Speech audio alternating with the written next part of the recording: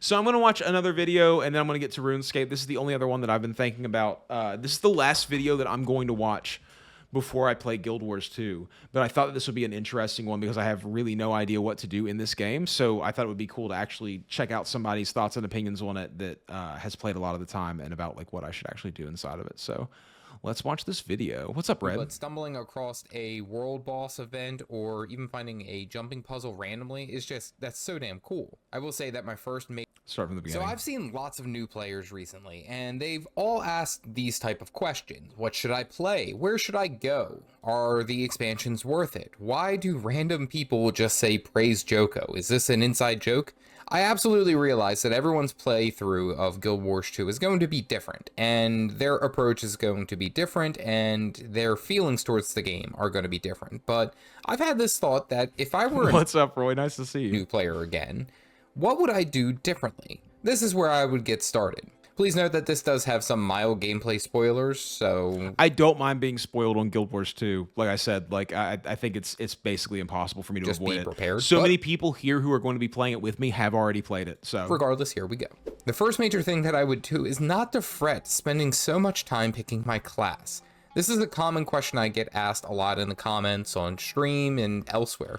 I'm stuck between engineer and necromancer currently, but what I'm going to do is just when I log in, I'm just going to see what feels right to me. I'm just going to go with it, and I'm not going to second guess it and just play it all the way through. I definitely think that's the best way to get through an MMO, because an MMO can really drag and be super boring for you if you get halfway through it and then you go, oh, I want to play this other class, and then you go back and just do everything that you just did over again instead of pushing on to later content.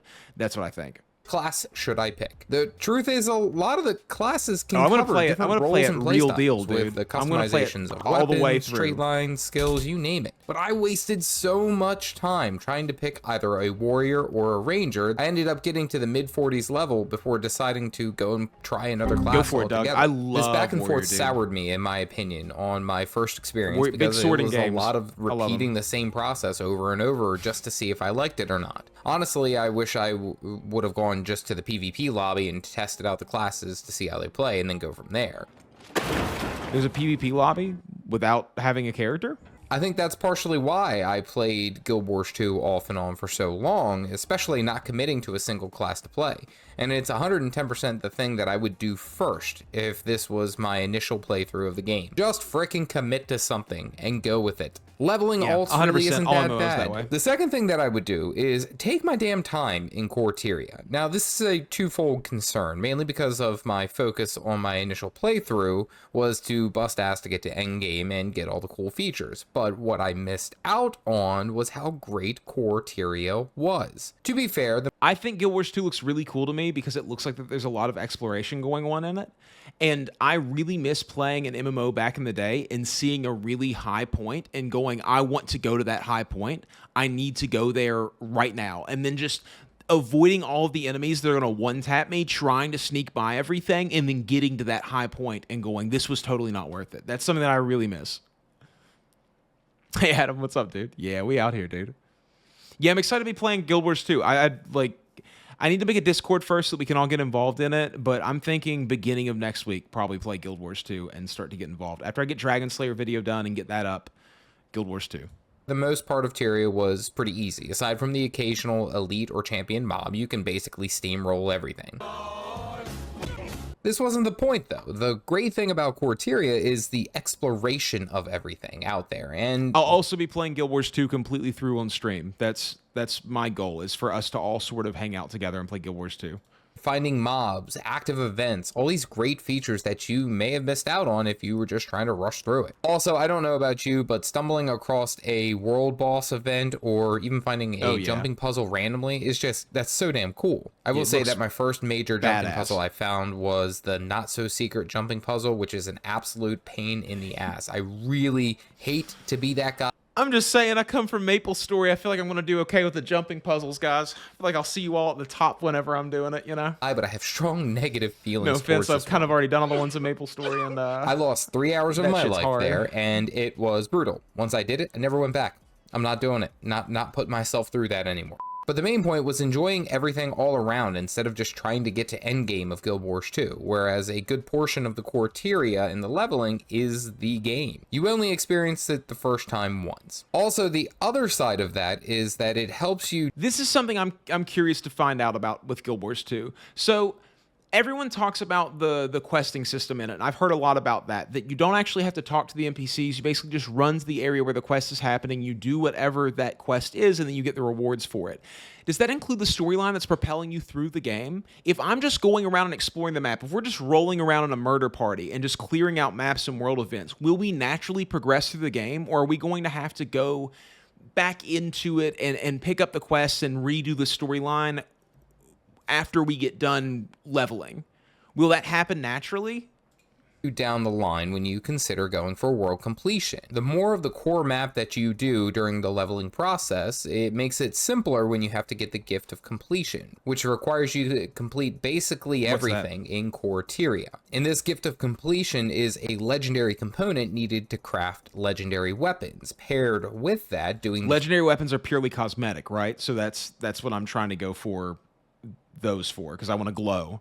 I want to feel like Warcraft, like World of Warcraft Classic, where you had 2 glowing swords. That's what I want to feel like. I want to glow. I want to have wings. I want to have big shoulder armor, and I want to glow. Is that possible? Is that what I'm going to get from this? Hero points will assist you once you're max level when you are looking to unlock those sweet elite specializations. In my base leveling, I was able to get 40 points at the time, and when I hit 80 casually, I was able to at least unlock the start of an elite specialization. If I could go back, I would take my time. I would take so much time just enjoying the scenery. If you could start from the beginning again, what would you do differently?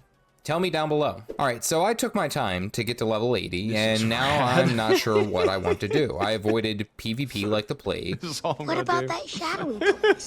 World v World wasn't even on my radar, and raids and strikes were completely out of the question. I thought I was only locked in to completing the story before I did anything else, and I think that is attributed to my WoW time, where you had to at least do the main portion of the story to get most of the endgame content. And honestly, there was one thing that I really think that I would have enjoyed in my early playtime, and that is the Fractals of the Mist. Fractals being small instance style dungeons where you can go in, complete a few dailies, and get tons of rewards. The lower fractals are non-intensive and can be completed with literally whatever gear you have on. But when you get into the higher tiers and you have to tangle with Agony, a scaling damage over time effect that grows in intensity, the higher the levels you go, it becomes more of a problem. So Mist dungeons are more like the Abyss or the Spiral Abyss in Genshin Impact, where it's like a tiered dungeon that you progress through over time as you get better and better at the game. Is that what that is? Counter this by having Agony resistance, but that whole layout is for another time. Now, early on in my young account, getting some gold as well as some ascended gear makes the world... The stream and YouTube in general are trying to convince me to play Guild Wars 2. The content looks good, the people are intensely excited about the notion, and on the stream, everyone that watches also plays Guild Wars 2 or is interested in playing Guild Wars 2. So it feels like the next logical step for me. We can't only play RuneScape.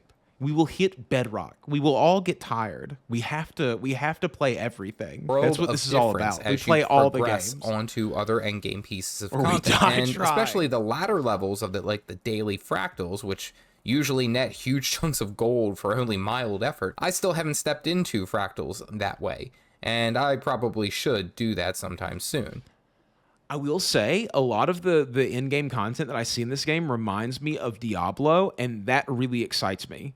I think that this right here stepped into looks fractals so sick that way, and I probably should do that sometime soon. But if I had to start over, I would definitely focus on progressing Fractals of the Mist for my character so that I can actually have pretty reliable source of gear and gold. Okay, so this is probably no surprise, but if I were a new player again, I would definitely make a bigger effort to joining a guild and being a part of a community. We're going to start a guild. You're my friend now. The game is Guild Wars 2. And I will absolutely ruin it. Are in the name. The reason being is that the looking for group tab is kind of lacking, to be fair, and only occasionally does it actually have anything going on in it. With a guild, however, you actually have a great setup to have players to join you with all the great content that's out there. Those fractals I was just talking about, boom, easy group to work and progress with. Want to dip your toes into World v World? Now you have some roaming buddies.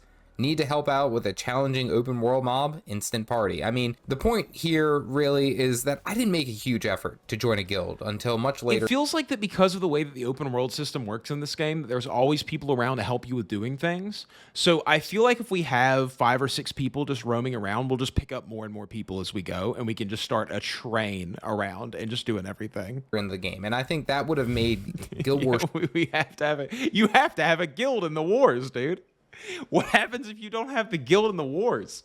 2 a bigger staple in my gaming time if I had friends and a community that I made an effort to play with. If you are a Guild Wars 2 enjoyer, make sure to like and subscribe for more caffeinated content. Because of my mental barrier that I have to complete the story to do anything else, I didn't work on my account hardly at all. And this is something I really wish that I would have done earlier in my playtime of Guild Wars 2. It looks, the game looks has a fantastic horizontal progression. I do like and that is the flying, reason that why so many players enjoy it. One of the big things is that basically everything you earn on one character is transferable to other characters on your account. This means it has been the bane of my existence in my time playing World of Warcraft that that's not the way that it is. I do not understand why I can get drops from a raid that would fit my other characters perfectly and I can't transfer them over. I know that they're fixing that now, but it's taken them significantly too long to do it. It should always work out that way. Mounts. That way when you're leveling up your alts, you already have the gear for them to get in there and you're learning how to play them as you're leveling them up, and then you just go straight into the later game content. Because what's going to happen is I'm going to see you guys playing a class that I didn't pick. I'm going to be really jealous and I'm going to have to play it at some point. Achievements, legendaries, all that. I struggled on my Deadeye for the longest time because I didn't just put forth the effort to finish unlocking the elite specialization. Wait, how are you doing? I held off from progressing my legendary because I didn't have a flying mount. I barred my character's progression because I thought I had a list of things that I should do and didn't focus on the essential unlocks for my account, in my opinion. Which, of course, I'm hinting at is mounts, masteries, and elite specializations. At least having the mounts, making traversing the open world significantly easier, earning the mastery points to have ease of use and improving said mounts, as well as getting some gliding. I just love the way the world looks in this game. That's one of the things that's pulled me into it more and more as I've been watching more footage about it. Is that this looks like Monster Hunter, and I love Monster Hunter so much.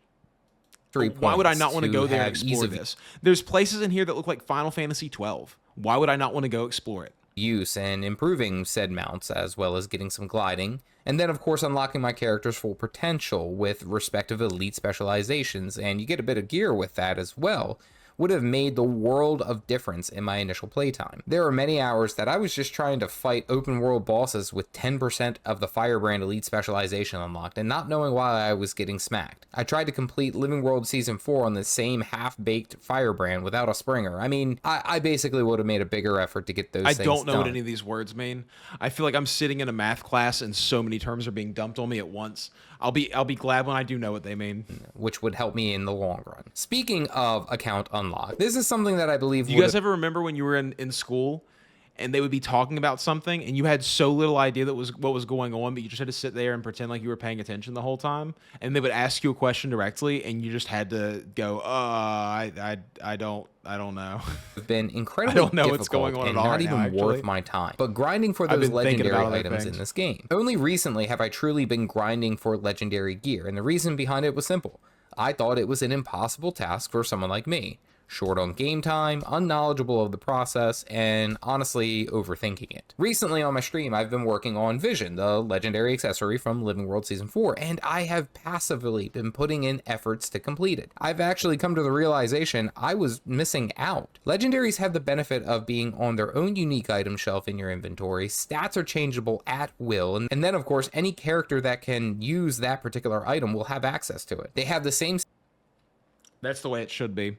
That's the way it is in Elder Scrolls Online as well. Everything can be sort of molded together, even to the fact that if you have stuff in the bank, you can deconstruct or use those materials that you have in the bank, so that if you have a character that's grinding a whole bunch of a specific, say, dungeon, and you want to deconstruct all those weapons in order to get your smithing up, then you just put them in the bank, and then you can go to your other character and deconstruct them to get the smithing up on that character. It's a really, really good system. Stats as Ascended Gear, which are only slightly better than Exotic chaotic gear. Seriously, the convenience is a massive boon comparatively. I held back for the longest time because I thought it was going to be such a pain in the neck to get it done that I avoided it completely. And that is one thing that I would definitely jump into sooner if I were starting over in Guild Wars 2. Okay, I have to speak on this. So it feels like that in Guild Wars 2, the whole thing that you need to do, correct me if I'm wrong on this, is that you need to be doing everything from the beginning. You need to be out there learning all the systems, playing the game, reading the things that are happening to you, and staying in it. It's not just a run around and get to level cap kind of game. That seems to be what people are telling me. Hey, Nana, what's up?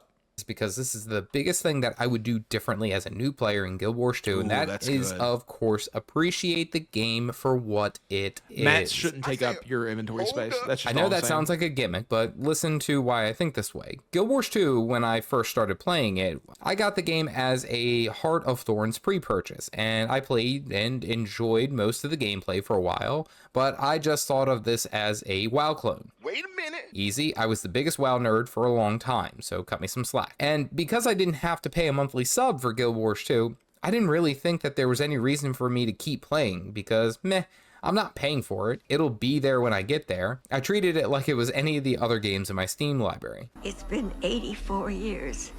I'll get to it eventually. Dude, I have every Star Wars game that has ever come out because I bought it on a Humble Bundle, and I have almost not played any of them, but I couldn't pass it up. KOTOR was in there. In the meantime, I am paying for a WoW subscription, so why the hell am I not playing WoW? Now, times have changed. I have 3 wonderful kids, a full-time career, and now working on becoming a full-time content creator. I can't believe it took me so long to appreciate how this game respects your time and your efforts. Each time I log in, it feels like I'm progressing towards something that is beneficial for my account. Whether it's a legendary, whether it's a mastery unlock, or perhaps taking down an endgame boss or endgame content. I never feel like my time is wasted. The biggest contrast to most MMOs is that they're... I hope that I actually like this game. My big fear playing it is that it is so counter to all of the MMOs that I normally play that it will be completely not the thing that I'm looking for in it.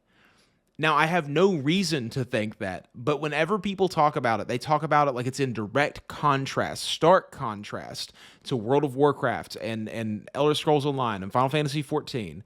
And I'm worried that as someone who really loves those games, that will mean that I will not like this one.